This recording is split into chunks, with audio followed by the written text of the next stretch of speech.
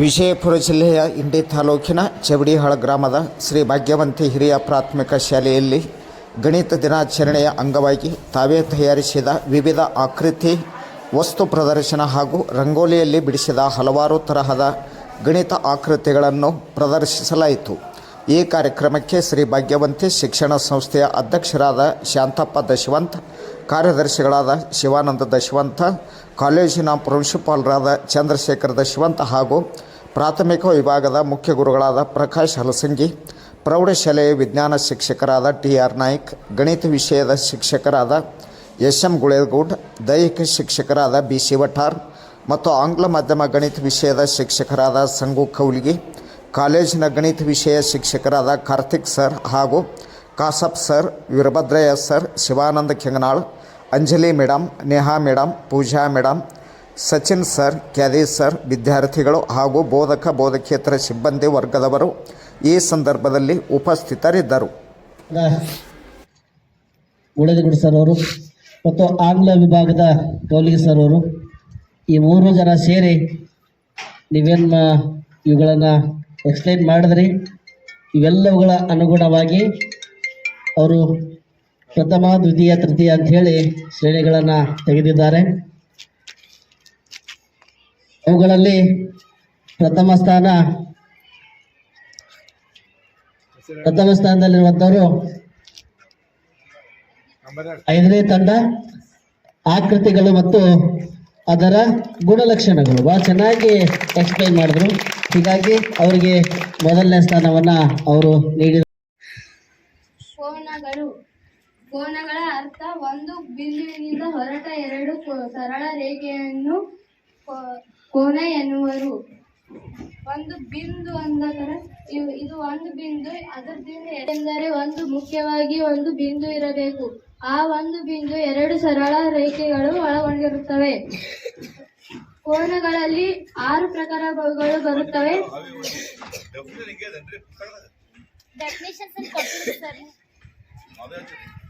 ಮೊದಲನೇದಾಗಿ ಲಘು ಕೋನ, ಎರಡನೇದಾಗಿ ಲಂಬ ಕೋನ, ಮೂರನೇದಾಗಿ ವಿಶಾಲ ಕೋನ, ನಾಲ್ಕನೇದಾಗಿ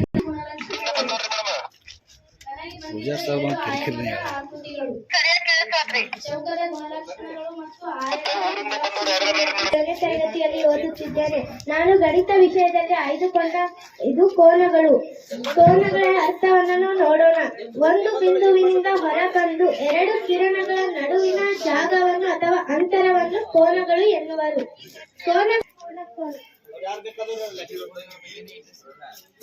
ನಾವು ಲಘು ಕೋನದಲ್ಲಿ 2 ಬಾಹುಗಳನ್ನು ಹೊಂದಿದೆ, AB, BC. ಎರಡನೇದಾಗಿ ಒಂದು ಸಾಮಾನ್ಯ ಬಿಂದು ಹೊಂದಿದೆ, B. ಕೋನಗಳ ಸಂಕೇತ ಇವೆರಡು. 2 ಬಾಹುಗಳನ್ನು ಹೊಂದಿದೆ, AB, BC. ಒಂದು ಸಾಮಾನ್ಯ ಬಿಂದು ಹೊಂದಿದೆ, ಕೋನದ ಸಂಕೇತ. ನಮಗೆ ಬಂದಿರುವ ವಿಷಯ ಆಕೃತಿಗಳು ಮತ್ತು ಅದರ ಗುಣಲಕ್ಷಣಗಳು. ಭಾವಗಳು ಮತ್ತು 3 ಶೃಂಗಗಳು. 3 ಭಾವಗಳು ಯಾವಂದ್ರೆ AB ಒಂದು ಭಾವ, BC ಒಂದು ಭಾವ, CA ಒಂದು ಭಾವ. ಶೃಂಗಗಳೆಂದರೆ A ಒಂದು ಶೃಂಗ, B ಒಂದು ಶೃಂಗ, C ಒಂದು ಶೃಂಗ.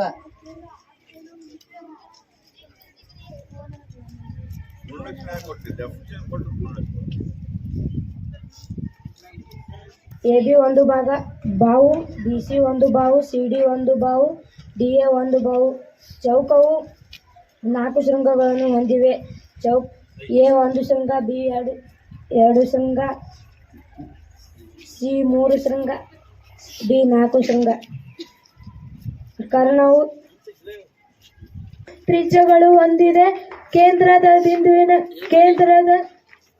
ಕೇಂದ್ರದ ದೂರದಲ್ಲಿದ್ದ ಎಲ್ಲ ಬಿಂದುಗಳು ಸಮವಾಗಿದೆ. ಇದರ ಮುಖ್ಯ ಭಾಗಗಳು ತ್ರಿಜ್ಯ ಮತ್ತು ವ್ಯಾಸ, ಸುತ್ತಳತೆ ಮತ್ತು ವಿಸ್ತೀರ್ಣ. ವ್ಯಾಸದ ಅತಿ ದೊಡ್ಡ ಸರ್ಮವೇಳ ಸಮಾನ ಸರ್ಮವೇಳಗಳು ಕೇಂದ್ರದ ಸಮಾನ ದೂರದಲ್ಲಿ ಹೊಂದಿದೆ. 4 ಬಾಹುಗಳನ್ನು ಹೊಂದಿದೆ. AB ಒಂದು ಬಾಹು, BC ಒಂದು ಬಾಹು, CD ಒಂದು ಬಾಹು ಮತ್ತು DA ಒಂದು ಬಾಹು. ಹಾಗೆ ಆಯತವು 4 ಶೃಂಗಗಳನ್ನು ಒಳಗೊಂಡಿದೆ. A ಒಂದು ಶೃಂಗ, B ಒಂದು ಶೃಂಗ, C ಒಂದು ಶೃಂಗ ಮತ್ತು D ಒಂದು ಶೃಂಗ. ಆಯತವು 2 ಕರ್ಣಗಳನ್ನು ಹೊಂದಿದೆ. ಕರ್ಣ ಎಂದರೆ ಒಂದು ಬಿಂದುವಿನಿಂದ ಇನ್ನೊಂದು ಬಿಂದು ಅಭಿಮುಖವಾಗಿ ಅಭಿಮುಖವಾಗಿ ಎಳೆದ ರೇಖೆಯನ್ನು ಕರ್ಣ ಎನ್ನುವರು. ಆಯತದ ಒಳಕೋನ ಮೊತ್ತ 360 ಡಿಗ್ರಿ. ನಮ್ಮ ಟೀಮ್ ಸಂಖ್ಯೆ 6. ನಮ್ಮ ಟೀಮ್ನಲ್ಲಿರುವ ಹೆಸರು ಪ್ರವೀಣ್, ಬಸವರಾಜ್, ಸೃಷ್ಟಿ, ಸನಾ, ಸೇವಂತಿ. ನಮಗೆ ಗಣಿತದಲ್ಲಿ ಬಂದಿರುವ ವಿಷಯ ಘಾತಾಂಕದ ನಿಯಮಗಳು.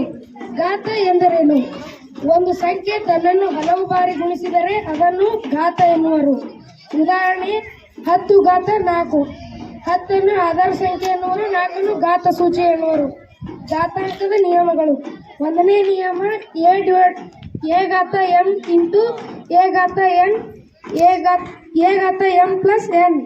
2ನೇ ನಿಯಮ a ಘಾತ m ಭಾಗಾಕಾರ ಚಿಹ್ನೆ a ಘಾತ n ಇಜಿಕಲ್ ಟು a ಘಾತ m.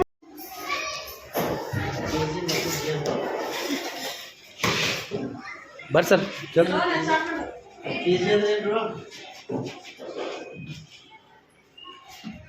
ಕಿಲೋಗ್ರಾಮ್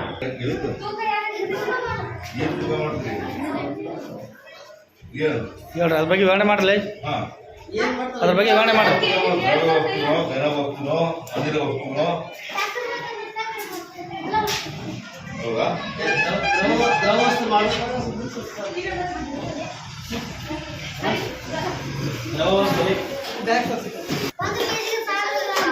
ಇವು ಎರಡರಲ್ಲಿ ಕೆಜಿ ದೊಡ್ಡದು, ಗ್ರಾಮ್ ಚಿಕ್ಕದು.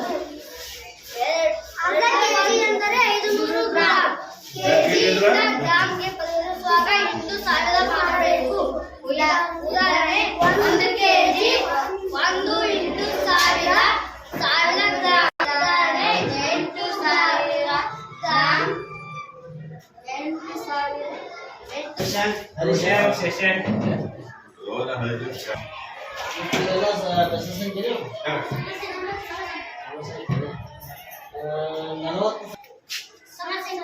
ಇಲ್ಲ ಸರ್, 40 ಯಾವ್ದು ಸಮಸ್ಯೆ?